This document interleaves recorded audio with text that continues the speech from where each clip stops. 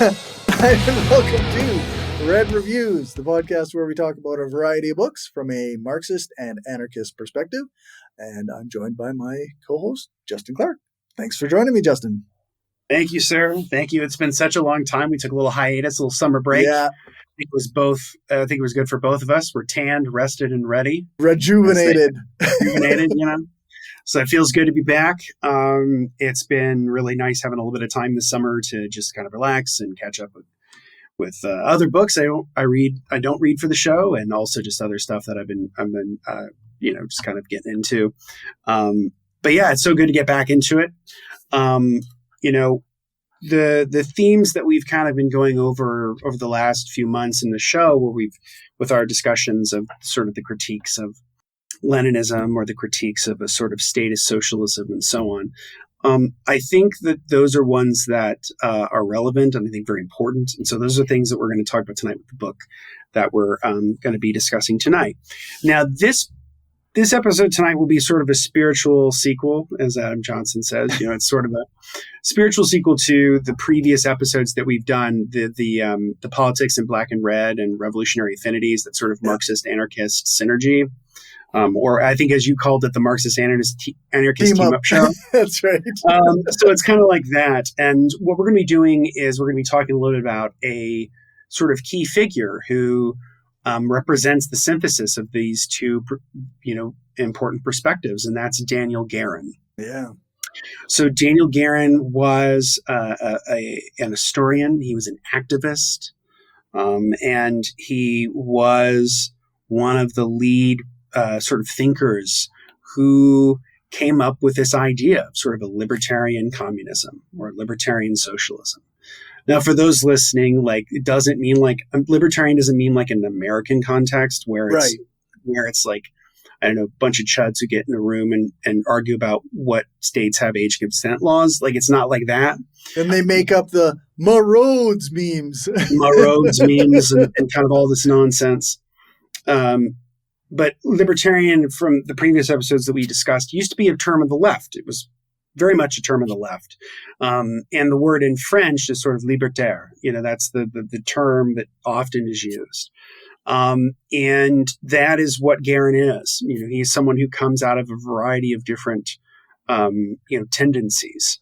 I identified with him a lot because I've sort of gone through different tendencies in my own political journey. And, this is a guy who sort of starts out and has sort of an affinity for sort of Trotskyism, especially, around World War II. And then he's by the end of World War II and into the 1950s, he kind of has a falling out with Trotskyism and then kind of develops his own political, ideas where he's sort of trying to take the great ideas of Marxism, specifically the notion of historical materialism, to analyze societies by their material conditions as it relates to their historical trajectories, right? That component of Marxism that's so core, and that economic analysis that's so core, and mix that with the sort of real world, tangible praxis of anarchism, where whether it's the early commune in France in 1793, before the bourgeois shut that down and cut a lot of people's heads off, and the sort of the workers' self-determination and self-ownership in revolutionary Spain in the 1930s, up through you could say like the Zapatista movement in Mexico today, or Rojava, right? Yeah. Which unfortunately, Guérin didn't live long enough to see those other two. He died in the late 1980s, but his life kind of transverses most of the 20th century. So he goes through, the horrors of the Second World War, and he kind of gets into this broad conclusion that the sort of social democratic reformism doesn't quite work because it doesn't stick. Mm-hmm. It often gets undermined from within, and oftentimes the social democrats of a party will sort of side with more reactionary elements to avoid the communists coming to power. Right. And on the other flip side of it, he's very critical of Stalinism. And so, for him, it's this sort of rejection of those two things. In an essay in the book, he says, the failure of both reformism and Stalinism imposes on us the urgent duty to find a way of reconciling proletarian democracy with socialism, freedom with revolution. And so I think that's a good way to start. And so the book that we're going to be talking about tonight is For a Libertarian Communism. It's kind of a bright cover. There we go. Yeah. But yeah, that's all right. you can kind of see it. There we go. Oh, yeah. You kind of see Marx and kind of Bakunin on the bus. Nice. And it's kind of fun. And so it's a small volume, but it contains a lot of key essays of his that really underscore this sort of libertarian communist perspective that has a lot of, it's very eclectic. It's not, it's not a particularly like doctrinaire worldview. In fact, there's a great quote that the introduction to the book kind of opens with from him that where he says, "I have a horror of sects, of compartmentalization, of people who are separated by virtually nothing and who nevertheless face each other as if across an abyss." I think that's good. Like, I think that's the core of what I think our project is too. It's like the left is a big umbrella with many different perspectives, and we should find the things that kind of unite us in order to take on the challenges that we face. Whether it's the ravages of neoliberal capitalism or climate change, or the problems of sexism, homophobia, transphobia, right? Right. And in regards to the LGBTQ community, Guérin was kind of ahead of his time. He was a gay man, and he was one of the early activists of the French left who championed gay rights, and that kind of put him above and beyond. In fact, in the introduction, it's written here that the gay liberation activist Pierre Hahn believed that his own generation of homosexuals owed more to Guérin than to any other person. And the Martinician poet Aimé Césaire paid tribute to his work on decolonization. And Noam Chomsky holds him in quite high esteem too. So this is a guy who maybe you've never heard of, but he's doing something very, very interesting. And it is taking these elements of the left that are often seen at odds and finding ways to make a synthesis, trying to find a way to bring them together.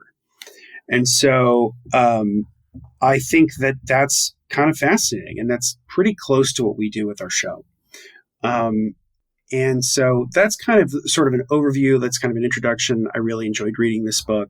We can get more into specifics here in a bit, but I just wanted to kind of take a quick break to see if there was anybody joining us tonight. Not yet. We do have three viewers, but nobody has commented yet. So okay, well, thank you to the 3 viewers who are watching. I know it's been a hot minute, so get back in the habit, right?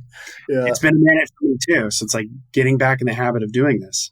But yeah, so what is the essence of his ideas? It's that blending of anarchism and Marxism, and seeing them not as enemies. He didn't see them as enemies, right? And yet he recognized, as was said here in the introduction to the book that was written by David Barry, who kind of edited this volume. Guérin talks about there's many different Marxisms, there's many different anarchisms, and the sort of libertarian communism, this conception that he has, is something that kind of goes beyond and transcends both. It's kind of this kind of synthesis of the two that may provide to us the solution to the broader problems that we face on the left.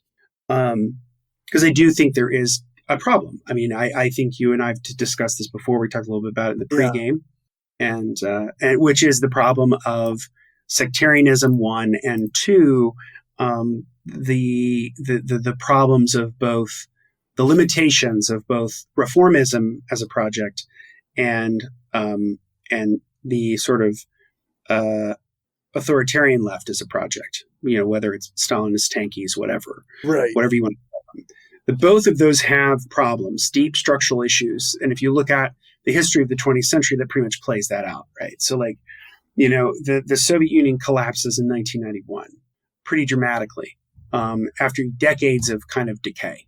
And while many people didn't want to see it go, and in fact, there was a public referendum that said we'd like to keep the Soviet Union around, it sort of fell apart because it was very hard to square the circle between these sort of economic and political liberalization reforms that were happening in the Soviet Union and the way that the state was structured.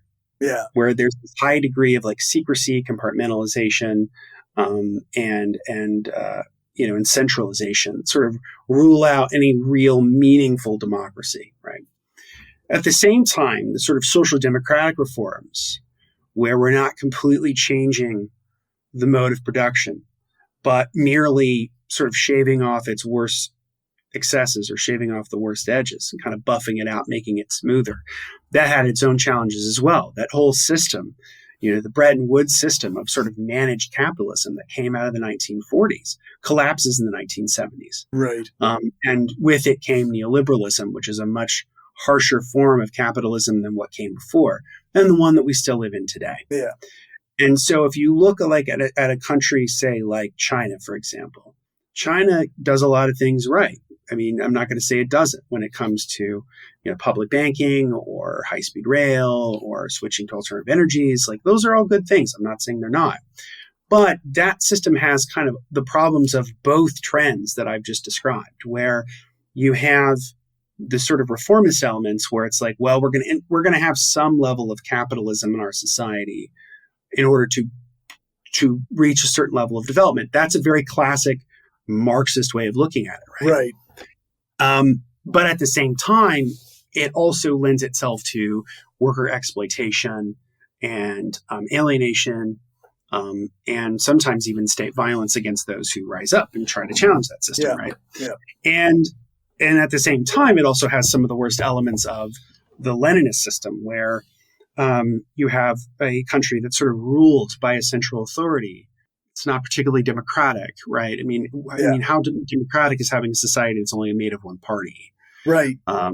And you could say the same thing about the United States. Like the United States has two parties, but they effectively are one party. Right? Yeah. Gore Vidal's point. It's the property party, and there are two right wings, right? That's like his line. That's true. I'm not going to say it isn't, but I think multi-party democracy is a worthwhile thing to have because it broadens out the political imagination of what could be possible. Sure.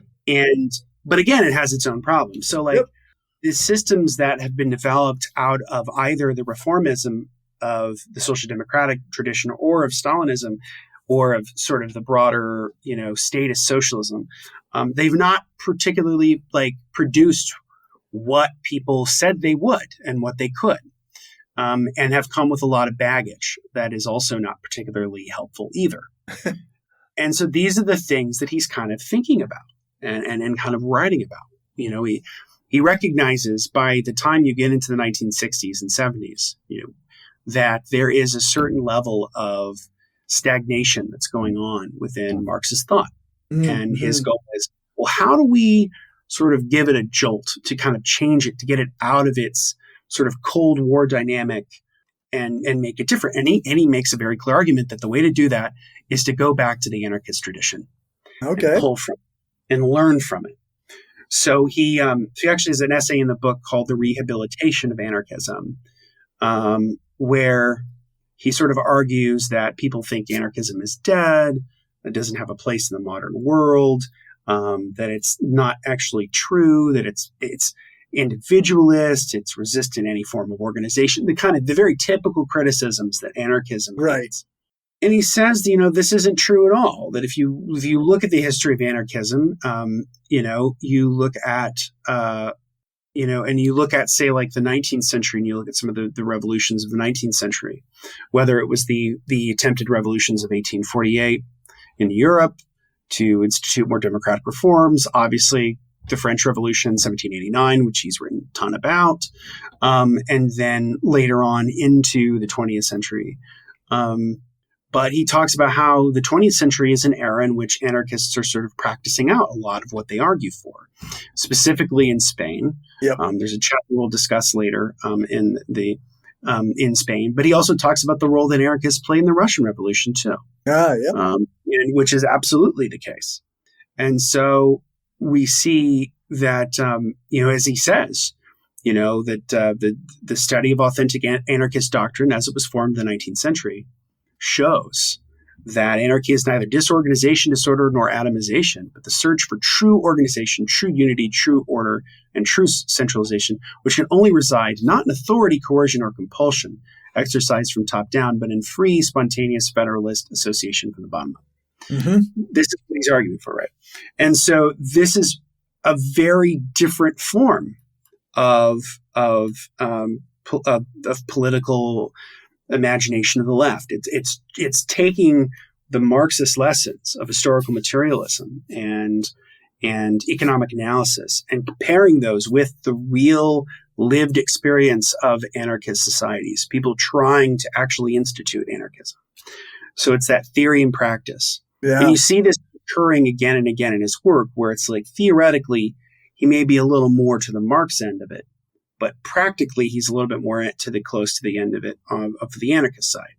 Although he has a tremendous amount of affinity for, say, like Proudhon or Bakunin or others who he's written a lot about. I mean, he even edited an entire anthology of anarchist writings. So and he wrote the book on anarchism, right? So he's definitely in the anarchist camp, but he's also bringing in this Marxism to kind of give it more of a theoretical edge from that tradition. Because as he says in our essay in the book, he talks about how all of those early anarchists, whether it's Proudhon or Bakunin, whoever, they're influencing Marx just as much as Marx is influencing them. Right. Because they're all in that left together broadly in the First International, at least until Bakunin's kicked out.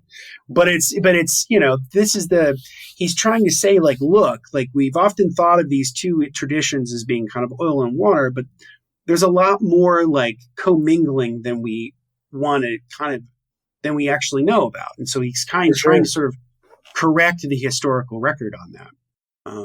Do you have any questions? No, nothing. Okay. No, I was just thinking. I was just thinking about a lot of this stuff seems like. I guess if you've read a bunch of anarchist stuff, there isn't the denigration of Marxism in it the way some people seem to think there is. It's often very hey, we think this was right and we want to use that, but we don't think this was right and we don't like that. Yeah. It's just not, it's not let's throw Marxism out whole cloth. Exactly. And conversely, there are elements of anarchism that appear within Marxist writings, ironically enough, even in Lenin. I mean, if you look at the State and Revolution as a document and his notion of, workers' self-determination and the withering away of the state and all of this, it's you can see the influence of the anarchist on it. Right. And as we discussed in previous episodes, there's a lot of difference between theory and practice, and those played out very differently. But it's there. You can find it. It's not alien to it. Yeah. And so, it's also about sort of going back and pulling from older traditions and recognizing here are ways in which it's limited, but here's some other things to think about. Yeah. So there's an essay in the book called Proudhon and Worker Self-Management. So Pierre Proudhon, the great early anarchist thinker, who, was sort of, ironically enough, looking for a third way at the time. So, there are sort of three main strains that are developing in the emergence of the industrial age, as Guérin understands it. Free enterprise, so capitalism. Yeah. Nationalization, which is different than thinking of it as being purely socialization, because nationalization itself is not necessarily socialist. Right. And then socialization or self-management, right? Because a nationalization of an industry is better than, say, free enterprise. I think it's better to have state-run public utility than it is to, say, have it be on the market. Yeah. Having said that, a lot of times there's sort of a revolving door with those industries. So we talk often a lot about regulatory capture, where institutions which are effectively supposed to be regulators in the government, or state-owned enterprises which are supposed to be run in the public benefit, often are then run by people who are either like former lobbyists, or they're people who used to be in the private sector for the same industry, and so on. Yeah. And they run into the same kind of pitfalls and challenges, and they make some of the same mistakes that they would make in the private sector rather. So in the 1840s and the 1850s, this is when, Marx and Engels are writing. The Communist Manifesto was written in 1848. But as Guérin correctly points out, like, Marx didn't write all that much about worker self-management. Mm. He was a theorist of capitalism in the state. Like, that was mainly what he was. Right. And Marx didn't live long enough to do his broader theory of the state. One of his volumes of Capital was supposed to be that, and he died. So, like, the Marxist tradition has to sort of piece that together from different elements. Right. Some of it's from the Communist Manifesto, some of it's from Capital, some of it's from the Critique of the Gotha program, the German ideology. You're pulling from different things to kind of cobble together like an idea of, like, this is how worker self-management might work. Right. Whereas, like, Proudhon actually did it. He was a guy who actually tried to institute worker self-management in France and then wrote about it. So this is a guy who lived it and did it far more than Marx did, right? So this is what we mean when we talk about criticisms of Marx. It's like, Marx was a theorist of capitalism, first and foremost. That's what he was. Yeah. He didn't write that much about worker self-determination. In some respects, he sort of saw that as a given. It's like, that's the system we want to be in. But in order to be in the system we want to be in, we have to understand the system we're actually in. Yeah. So, which is right. Which is right. Like, I think it's very fair to be like, you can only really know where you're going if you know where you are. Yeah. So, like, that was what Marx spent his life really working on. And Proudhon took a very different tact, which was, I'm going to try to think through this more of what does worker self-ownership and management mean? Yeah. What does that actually mean? And so he's very critical in some respects of the way that Proudhon does this, because Proudhon's limited by the time, right? Yeah. So Proudhon is a product of, like, early 19th century Europe, where you still have the guild system, where you have tradesmen who then train apprentices, and you have, like, the small shopkeepers and things like that. Right? So he kind of has this, like, affinity for them, and sort of small scale artisanal and commercial enterprise, as Guérin writes about it. And that's kind of limiting in the sense that it doesn't kind of go beyond the sort of small industrial, sort of the small non-industrial businesses that could come together. In many respects, Proudhon is very similar to Thomas Jefferson. So Thomas Jefferson, founding father, writer of the Declaration of Independence, had his idea of agrarian democracy, where you'd have a nation of small yeoman farmers mixed with small artisan shopkeepers who would have power decentralized, and people would be sort of largely self-reliant. And that's not the system America became.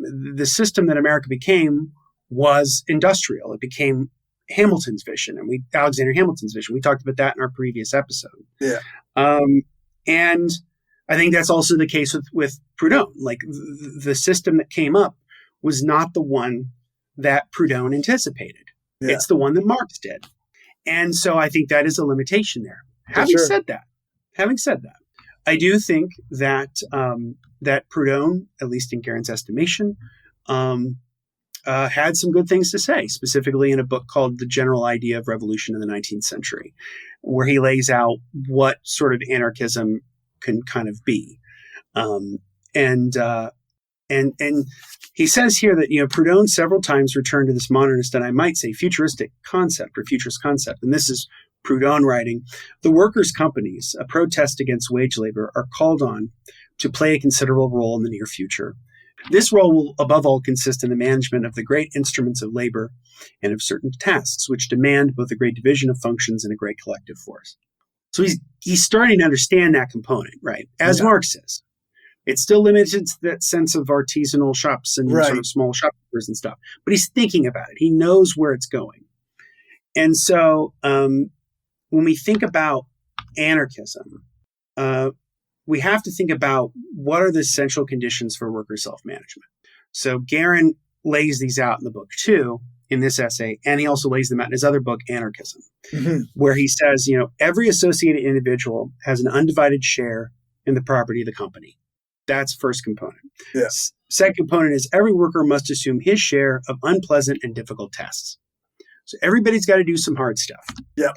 And the third one is he must pass through a variety of work and instruction and positions in the company that ensure him an encyclopedic education.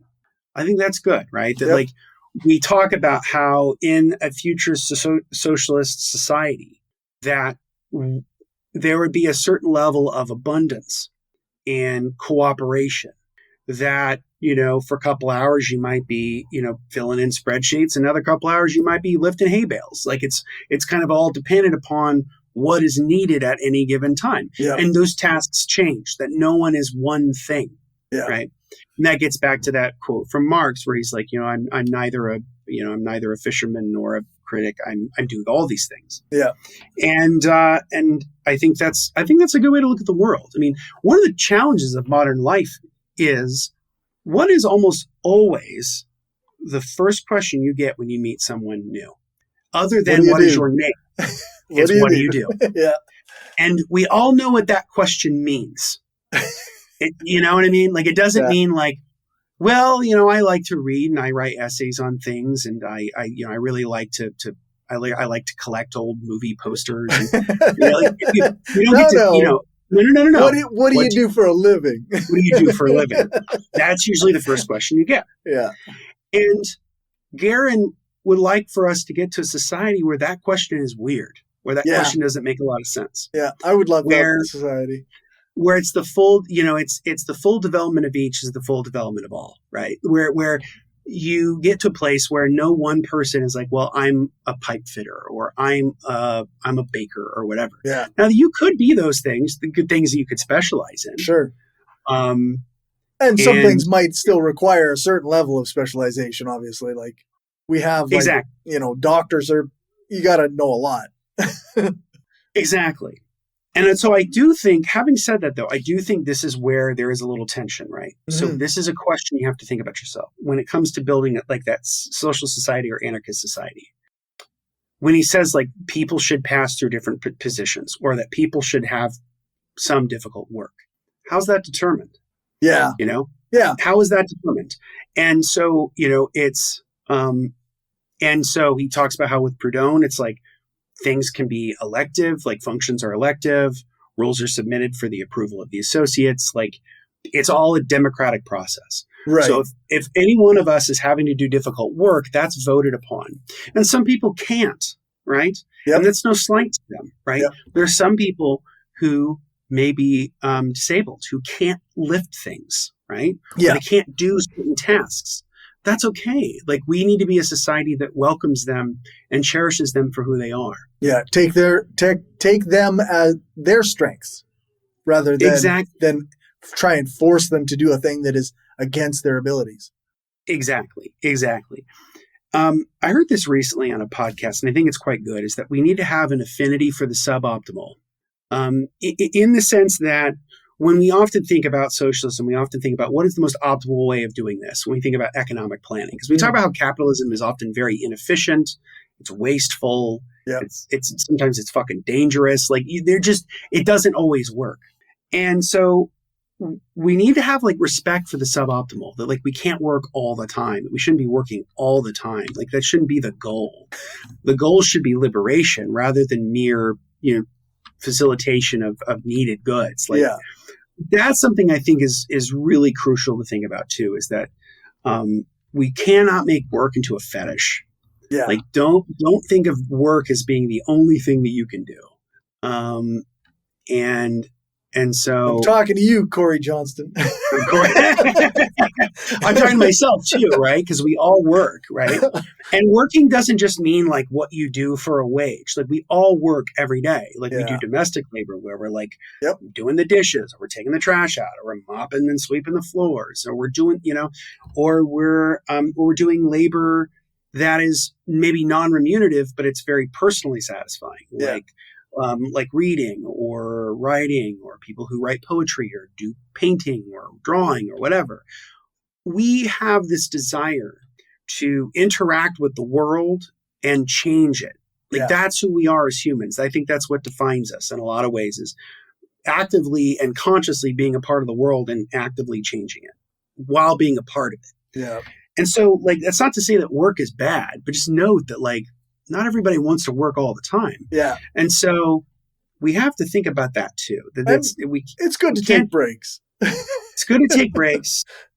It's good to, and it's really good to recognize that the building of society is a collective endeavor. It's not something that, it's not this sort of neoliberal idea of sort of rational individuals coming together to serve a common goal.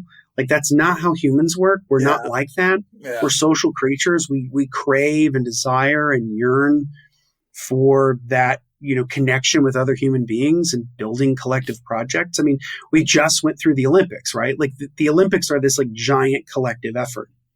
Where you have, people aren't, they aren't saying like, I'm a big fan of this individual person, although they do some of that. Yeah. But like mostly it's like, I'm for Team USA or I'm Team so-and-so, right? Yeah. It's a collective effort. And I think that's worthwhile. And understanding that is, I think, worthwhile. The other thing that Proudhon sort of considered and thought about was, how are people remunerated in the system? How do they get paid? Should they get paid, right? And so he had this idea of like labor bonds, where you could use to purchase merchandise at exchange posts or social stores at cost. Yeah. And he had this idea of like the People's Bank, which was founded in 1849, which actually obtained 20,000 members in 6 weeks, which is kind of neat. But like a People's Bank, like a public bank where you have labor bonds or labor bucks or whatever, right? The thing is, though, is that like that in and of itself is limiting. Like, because when you have a medium of exchange, it still implies the commodity form under capitalism. The goal is to get rid of the commodity form. And so he actually has a great quote about this, where he says, Guérin, this is Guérin's words now, a new form of ownership demands a new form of remuneration. The services rendered society cannot be evaluated in monetary units. Needs must be placed above services. All the products produced by the labor of all should belong to all, and each should freely take his share, to each according to his needs. This must be the motto of libertarian communism. It's like, like the goal is eventually to get beyond the commodity form, beyond the sort of mere exchange of pieces of paper, that we become a society that kind of gets beyond that. I don't know what that looks like. I really don't. But I think it's worthwhile to think about, because I think that we should consider alternatives. And that's what Proudhon does. And that's kind of why Guérin says, let's look back a little bit more and give him a kind of a second reading, because clearly there's limits there. But he's also talking about worker self-management in a way that other people on the left at the time weren't writing about. Not even Marx. And he kind of, and the good example that he uses and talks about in another essay that Guérin sort of illustrates to make this point is the success of worker collectives in revolutionary Spain in the 1930s. Okay. Where these collectives often happened even without people sort of consciously doing it. They sort of evolved naturally within the context of that system. So there were a lot of people in these sort of small villages who were creating these agricultural communes who they weren't even literate, but they could figure out how to work together and work collectively. Yeah. Just pretty extraordinary. And it goes to show you that human beings are immensely capable of a lot of extraordinary things if you give them the opportunity to do so. And so I think that that's the key element of socialism to me, is worker self-management. It's worker self-ownership, right? That we own it and we control it collectively together. Now, that's not to say that some people may not have more responsibilities than others. But if they are, that those responsibilities are decided upon democratically. Yeah. Yeah. That if someone's going to be like a manager, or somebody who's going to look out for other people, that's decided upon democratically, and that those people are subject to recall. That, like, if they're not great, like, you can pull them out of that pull them out of that position. Yeah, because you really don't want a situation where you leave somebody in a position over others, and then you can't do anything about that, like because you just tied your own hands or whatever. You got to be able to recall that stuff. Absolutely. And that's also the value of rotating people, right? Yeah. Like you rotate out of positions, is that you're not in one particular position at any given time. Yeah. So then you aren't making decisions on your selfishness, I guess, because you aren't going to be there next. Somebody else is going to be there next. I think the only, and I agree with all those things. I think they're all worthwhile. I think the challenge is that we do live in an age of hyper specialization where people they have very specific skills, right? Whether they're a biologist or they're a chemist or they're like a digital humanist like myself, we have very specific skills. Now, again, I guess if you live in a worker ownership and libertarian communism, that like you get a much broader education, which is something I think would be good for all of us, is to get a much broader education. But at the same time, like some people are going to be really, really good at, say, like chemistry or biology. Like I like some level of the specialization, right? Because like astrophysics is you got to kind of dedicate yourself to that. Yes. Engineering. Yeah. Like, they are very specific things. So this is where I would sort of say that, in like my version of this, where you would have organizations dedicated to specific things. Mm-hmm. But within those organizations, you'd have people who are doing different tasks. Right. That nobody is stuck doing. No one person is stuck kind of doing the grunt work, that everybody's kind of sharing in the collective responsibilities. Yeah. There's going to be administration work that is always going to be needed to be done. And so then if everybody's taking turns with the awful administrative work, or the cleanup or what have you, like, that shit's going to have to happen. Exactly. And I think that those are all important. But I think these good anarchist ideas are ones that will help us push back from the problem of bureaucratization, where we have too much bureaucracy, where we have too much standardization, where it gets away from the broader purpose, becomes all about the paperwork. It was all about the paperwork. And I think that's a huge problem. He is also influenced by Rosa Luxemburg, who we've talked about in a previous episode, and especially her writings on the Russian revolutions and sort of the challenges that those faced. Yeah. And he sort of writes about in an essay called 3 Problems of the Revolution that, that the French revolutions and the Russian revolutions are sort of, they're inextricably tied together. They kind of go together. They're sort of bookmarks of an era of revolutionary activity between 1789 and 1917. It's like a century and a half of sort of radical political activity with certain other peaks and valleys. Yeah. But he writes about how, when we think about the balance between leadership and spontaneity, that how much is that balance? What kind of administrative or political form comes after the revolution that doesn't itself reinforce a lot of the same problems of the previous system? Yeah. Which, if you look at, say, the French Revolution and the Russian Revolution, they did, right? So, the French Revolution begot Napoleon, and the Russian Revolution begot Stalin. So when you think about that, it's those same troubles of sort of the ancien regime, right? And coming back and kind of rearing its ugly head in the system. Mm-hmm. And he sort of writes about how we think about revolution, we think about socialists, they sort of fall in broadly 3 camps. So there's like the authoritarian ones, they're the heirs of the French Jacobins or the Blanquists, and they have the military discipline of the state with a capital S, right? So today we call those guys tankies. That's who they are, or Stalinists. Yeah. Then you have the anti-authoritarian or the libertarians. There are those who are sort of they want to get rid of sort of the government of people and replace it with the administration of things, that we can kind of get beyond the state. And then the third one he kind of mentions is scientific socialists, people like Marx and Engels. Okay. As he writes, laboriously striving, not always coherently or successfully, and often for purely tactical reasons, to reconcile the two aforementioned currents to find a compromise between the two. So in his estimation, a lot of what Marx and Engels tried to do was sort of find the balance between those two tendencies. And they didn't always succeed, right? One of the ways that he argues that they didn't particularly succeed is the notion of the dictatorship of the proletariat. Mm-hmm. That term itself was one that sort of like Marx and Engels sort of wrote, put a pin in, and then they kind of walked away from.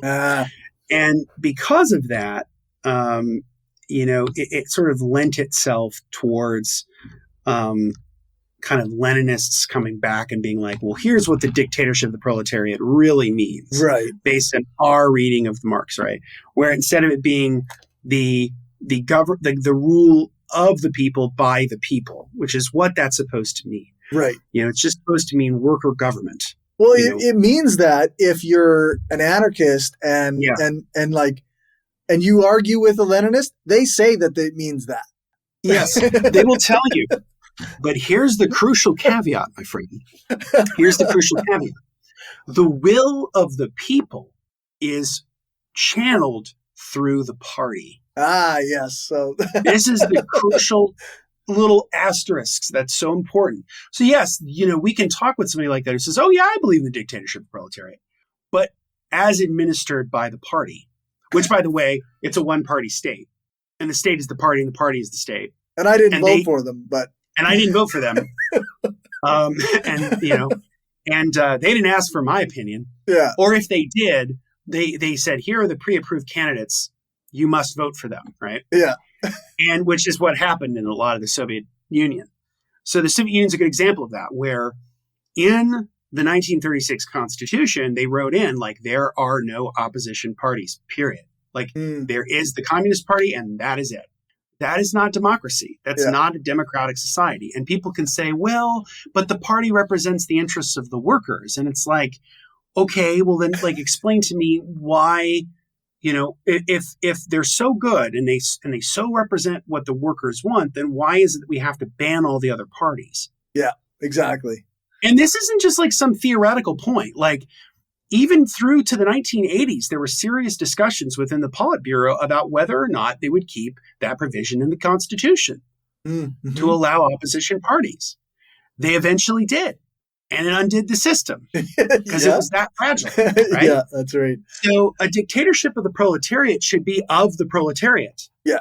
It shouldn't be the dictatorship of the proletariat through the one-party state. Yeah. Like it's a very huge like qualifier on that. And people can say things like, and this is often critiques you'll hear where it's like, well, the whole capitalist world was against them and they had to do it this way because these were the conditions. It's like, sure, I'll grant you all of that. Yeah. But let's say later on, right, when you get in a period of political and social and economic development, say like, I don't know, the 1950s, where the Communist Party could actively change this, where they, under the Khrushchev thought, right? They could have done a lot of what they did in the 1980s, could have done in the 50s, and the Soviet Union might still be around today. Yeah. You know what I mean? That it would have been a multi-party sort of, parliament, sort of broad or multi-party socialist republic. Like it could have been that, but it's not. It never did. Yeah. Because the system was predicated upon centralization. And so it's not really worker democracy. And so we have to recognize the limitations of that within Marxism itself. That, that's like right. you can't just ignore that there is this tendency that can then be taken up and argued for an authoritarian solution. And I think that's a real lesson for us to take home. For sure. And it's the same thing with the French Revolution too. Guérin was a historian of the French Revolution. He wrote a pretty groundbreaking book about it, kind of challenging a lot of the notions of that, and how his main argument was that very much how the Russian Revolution was sort of undermined by the Bolsheviks and their sort of centralization of power and the development of the one-party state. So too was the French Revolution, which did have something called the General Council of the Commune of 1793. that had a tremendous amount of, direct democracy with the people, that was ultimately undermined by the sort of liberal bourgeois forces that would sort of that undermined that whole project. Same with the Paris Commune of 1871.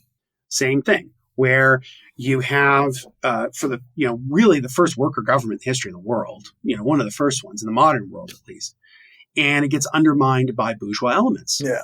So this is where Guérin is giving us, I think, a clear guidance here. It's like, be very weary of sort of bourgeois reformism because it's ultimately limited and it may undermine your socialist project. But you should also be weary of a sort of statist socialism that undermines the real wishes of the people. Yeah. And undermines worker self-ownership and self-management, because that's what socialism is. Yeah. You can make an argument that state socialism isn't really socialism. Right. Yeah. And many people do. That's it's often been called state capitalism, right? Yes, that's right. So, one of the great theorists of Marxism, C.L.R. James, made that argument. Right. Where I think we're going to do C.L.R. James, a book on C.L.R. James, maybe later next year. Okay. But that was the argument that he made. And it's the argument that Erich Fromm made too. These people who were on the left, they were Marxists who were challenging the state capitalist system. Yeah. Because that's kind of what the Soviet Union was. It was a state capitalist system, or state socialism, or really existing socialism, whatever you call it. Yeah. But ultimately, it's not really worker self-ownership. Right. And so I think that, we avoid taking these heady subjects on at our peril. We have to lay this out that we cannot glorify a failure. Right. Which is, I think a huge problem, right? You cannot just glorify a failure. Yeah. And so it's the same thing with the New Deal too. I got a lot of love for the New Deal. Okay. I got a lot of love for FDR and the Social Democrats in the 1930s. They did a lot of good shit in the United States. Having said that, it was a very limited project that was ultimately undermined. Right. Yeah. It had its own structural problems and was sort of killed from within because of the real lack of democratic energies from the outset. When the New Deal was constituted, it specifically left out Black people. It specifically left out women. It specifically left out migrants. And it was an order that did bring about real change in equality. The emergence of a Black middle class did happen because of the New Deal and a lot of the reforms. But that was sort of a happy accident. It was never really the intention, because of the Southern Democrats who had such power in Congress. So the New Deal could only go so far, right?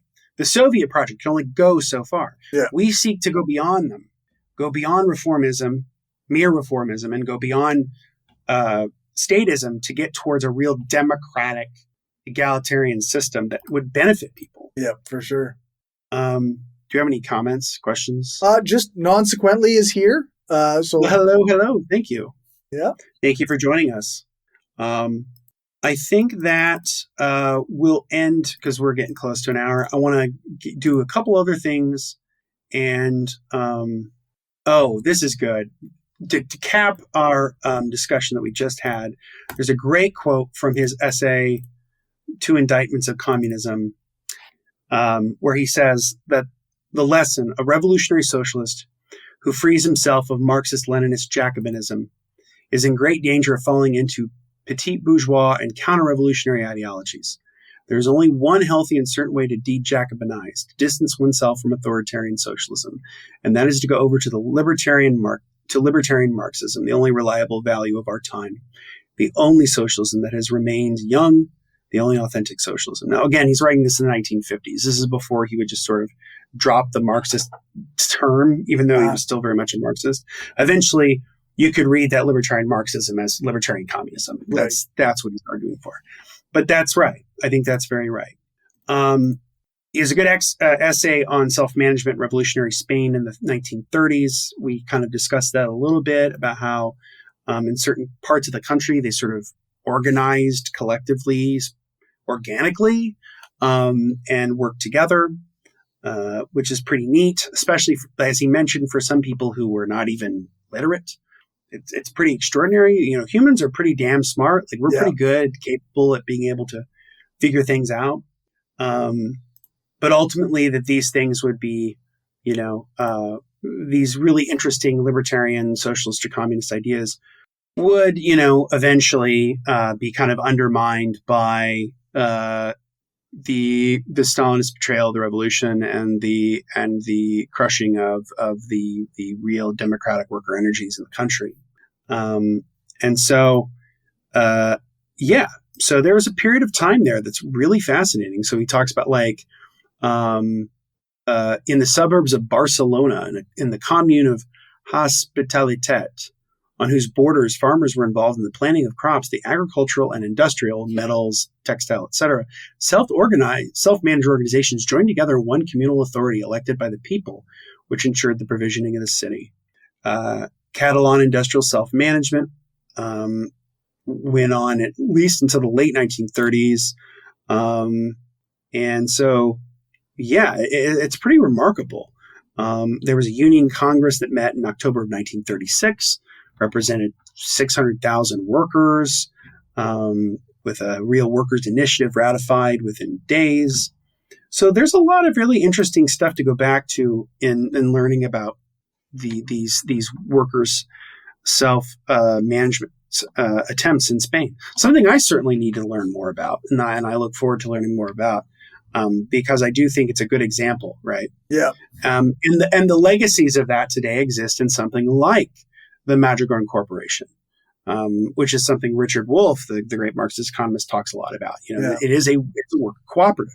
It's a very large corporation. It's very successful, but it's a worker cooperative where you have worker owners. My wife works for a company called BSA Life Structures. It's an architectural firm, and it's a worker. It's a worker owner. It's essentially a worker cooperative. They call it a workers self. It's like a workers self-owned enterprise. So WSE. That's cool. And so my wife's a worker owner. So not only does she get her salary and her benefits, but she also gets basically essentially like a stock-backed pension where she owns part of the. Cool. And again, like, it's not like everybody, like, there's still managers, like, there's still like hierarchy, but like, it's certainly more democratic than your typical corporation. Yeah. And same with Madrigal in Spain today. For sure. I think that a good place to end with is the final main essay of the book, which is Libertarian Communism, the Only Real Communism. Nice. And so, again, I'm on board just from the title. I know, right? Me too. So he talks about, and again, let's just sort of do a little bit of ideological throat clearing here. Sure. When he's talking about libertarian, I want to reemphasize that it's not sort of anarcho-capitalism. It's not sort of libertarian in the sort of American sense. Right. He's going back to what's called the libertaires, the French. It's not Ayn Rand objectivism. It's not Ayn Rand. It's not Murray Rothbard. It's not Milton Friedman. Okay? Yeah. It's the Communards of 1871. It's Proudhon.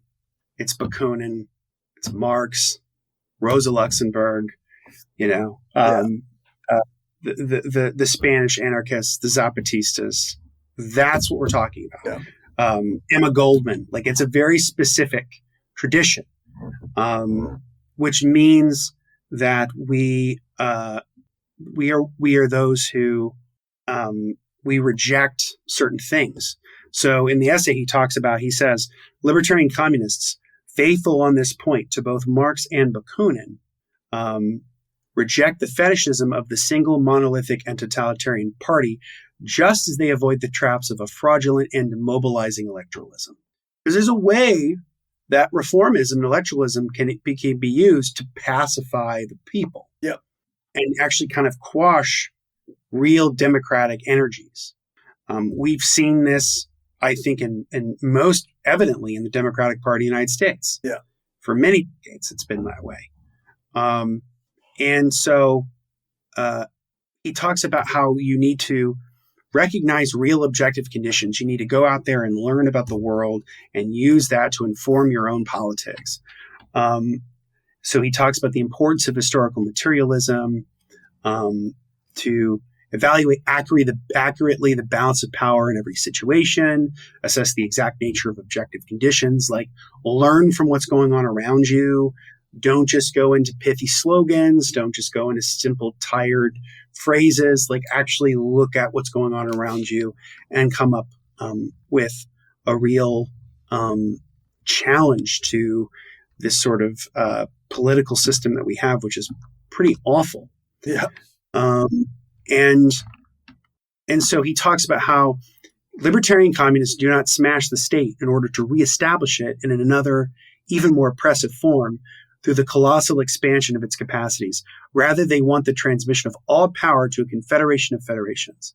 That is, to a confederation of communes, themselves federated in regions, a confederation of revolutionary workers' unions pre-existing the revolution, or failing that, the confederation of workers' councils born of the revolution. So it's like, this is what he's getting at, right? Yeah.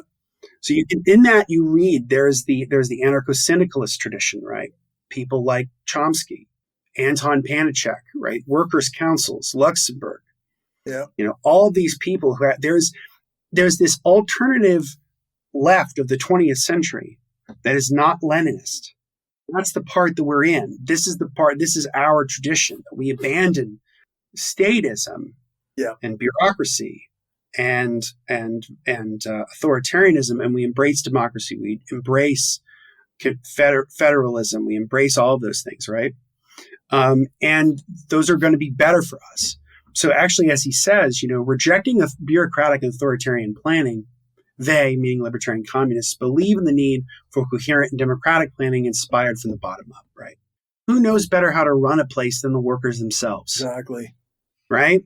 So, instead of some manager who doesn't know dick all about whatever work you're doing, making decisions, if there is a manager, he's been democratically elected to that position, he or she, subject to recall, subject to oversight and accountability, whose wage is not determined by some kind of bullshit meritocratic system that's sort of like unspoken, right, but real democratic accountability, where people says, okay, he or she does this work, he, she, or they don't do this work, they get paid this certain amount, and we are okay with that. We will vote for this, right? Yeah.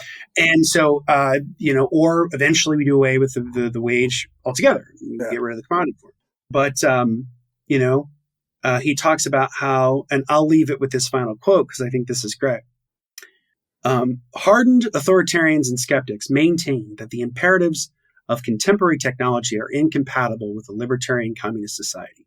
On the contrary, the libertarian communists intend to unleash a new technological revolution, this time oriented towards both higher productivity and a shorter workday, towards decentralization, decongestion, debureaucratization, disalienation, and a return to nature.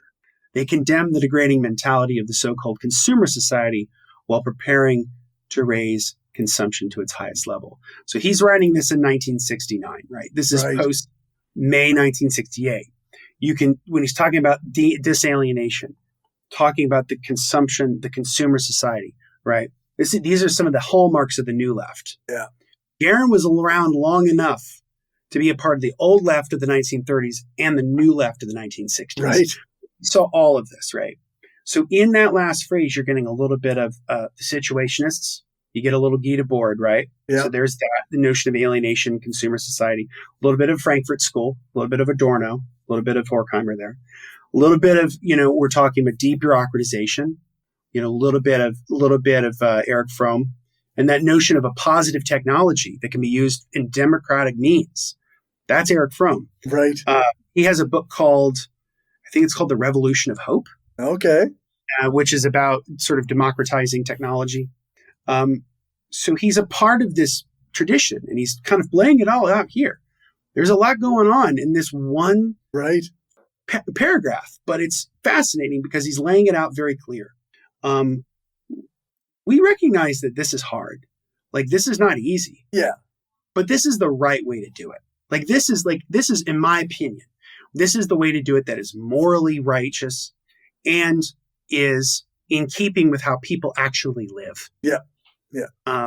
So that is For a Libertarian Communism by Daniel Guérin. Nice. I love him. I think that reading him was like finding, this is me. Like, this is my politics. This is what I believe in. Nice. And it always goes back to my favorite Bruce Springsteen quote, man, which is that nobody wins till everybody wins. Yeah. And the goal shouldn't be about creating a society of winners and losers. It should be creating a society of where everyone wins. Yeah. And I think that's what a libertarian socialist or libertarian communist society is. Right on. I'm 100% on board. Yeah, man. So like when people say like, anarchism and Marxism can't be compatible, that's not true. You can read the heritage of somebody like Daniel Guérin and recognize, actually, that is totally true. Yeah. And, we represent the heritage. We represent what these people were kind of That's getting. Right. What is the word? Synergy? It's a synergy, yeah. It's a synthesis. It's a synergy. Yeah. We have to argue for this perspective, right? Because as somebody once famously said, like, might have even been Milton Friedman, but he did say, like, someone said, like, in times of crisis, people work with the ideas that are laying around. I think that was Milton Friedman. Yeah. And so, like neoliberals, like people like him in the 1940s were seen as insane. And then they became the status quo. Yeah. So, like, we might be seen as nuts now, but in 50 years, maybe we're the status quo. That's right. I like to think we are. If our ideas are the ones that are laying around, maybe we'll take in times of crisis, like, this is it, right? And this is a winning vision because it's hopeful. It's predicated upon democracy. Socialism is democracy. Yeah. That's what it is. It's about taking democracy outside of merely the ballot box and expanding it to all aspects of life. Yep. Absolutely. I guess with that, what are we covering next time?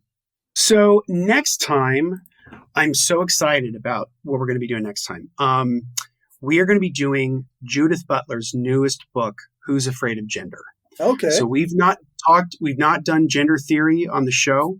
And I've always wanted to read Judith Butler. I mean, I think she's one of the most influential theorists of probably the last, 40, 50 years. Right. And their perspective on what's going on around the world regarding gender is an essential one that we should really kind of learn from. And I'm learning so much from reading their book about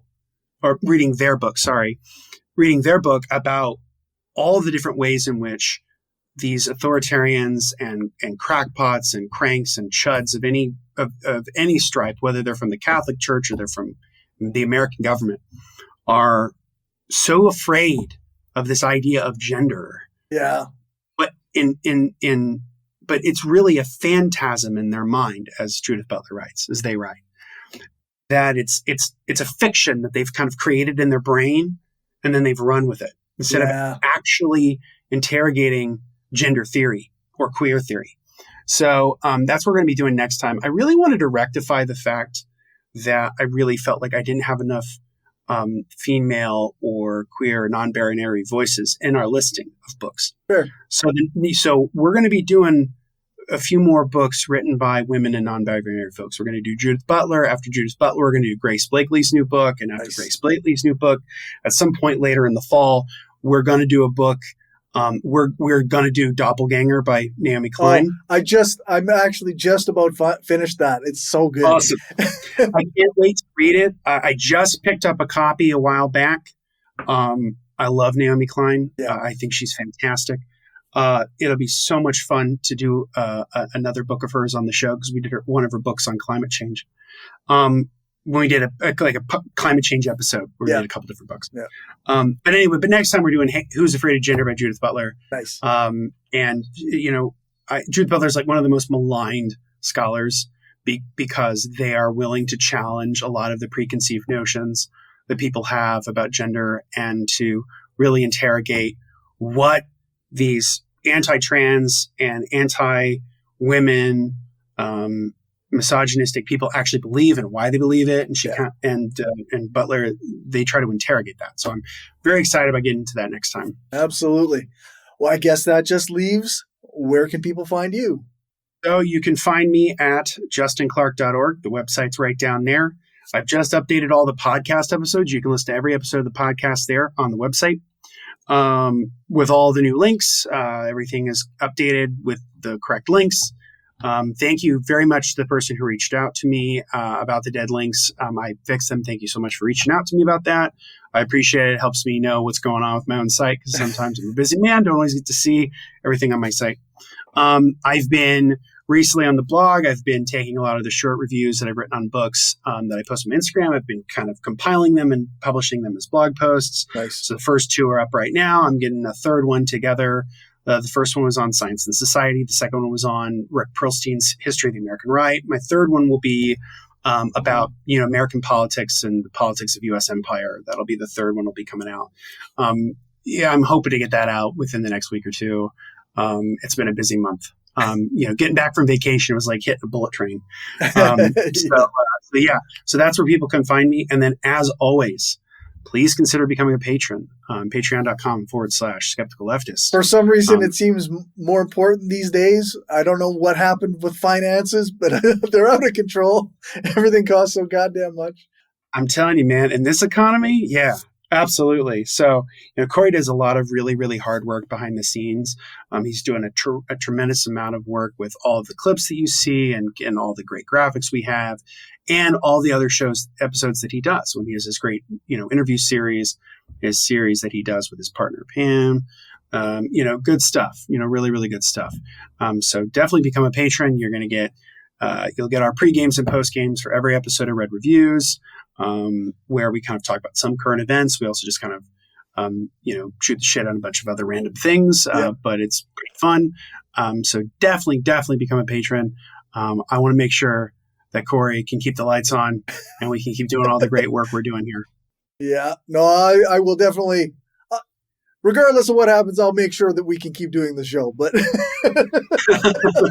but either way, yeah, just to make my life a little less stressful. Exactly.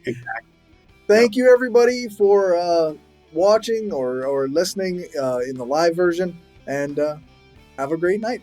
Thanks. All right, folks, that's all for now. Thanks for watching or listening. Remember to share this show with your friends or on the social media site that you use the most. Thank you to everyone who supports this show on Patreon. I really appreciate it, and it helps me keep the power on. Thanks to my top patrons, Damian Marie at Hope, Some Random Geek, Justin Clark, Dan F. Smith, and Lisa Glass. And thank you to my new patrons. You can stay tuned for the list of patrons at the end to see your name listed. If you aren't a patron and want to contribute, you can do that at patreon.com/skepticalleftist, or you can send a one-time donation to buymeacoffee.com/skepticallefty. I also have a Substack where you can subscribe for free or you can donate per month. And lastly, you can get a paid subscription on Spotify that will give you the same access to bonus content and extra long episodes. If you can't contribute financially, then a like on YouTube or a 5-star rating and a review on Apple Podcasts or one of the podcast review sites like Podchaser would be great. If you want to find more from me, then make sure to check out the show notes for links to all my stuff, or check out my link tree. It's linktr.ee/skepticalleftist. That's where you can find all of my social media spaces and communities. You can also email me at mindofaskepticalleftist@gmail.com. Thanks so much for listening or watching. Make sure to leave a comment on the video, join your local org, print off some posters or pamphlets, and spread the propaganda. Also, stick around for a clip from this episode's post-show chat.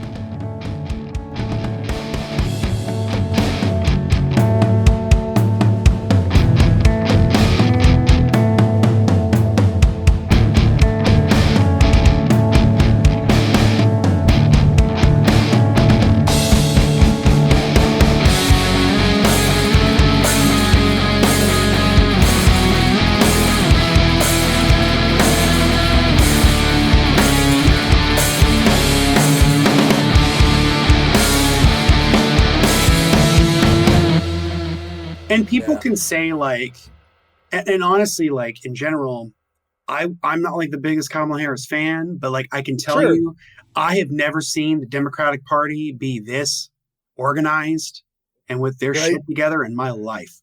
Like like holy shit, did they ever jump behind her so fast? It all happened so quickly and so easily. I was like, holy shit. Like, it's been a long time since the Democratic Party has been this like well organized. It's crazy. And so watching that was pretty remarkable. And because I was the kind of person like Joe Biden should have stepped out of the race 2 years ago. He should have done it after the midterms. The Democrats did well. Oh, for sure. But actually, I think him doing it the way he did it worked because it did actually. It wasn't as chaotic as I expected. It was not as chaotic because the media and the electorate will have much less time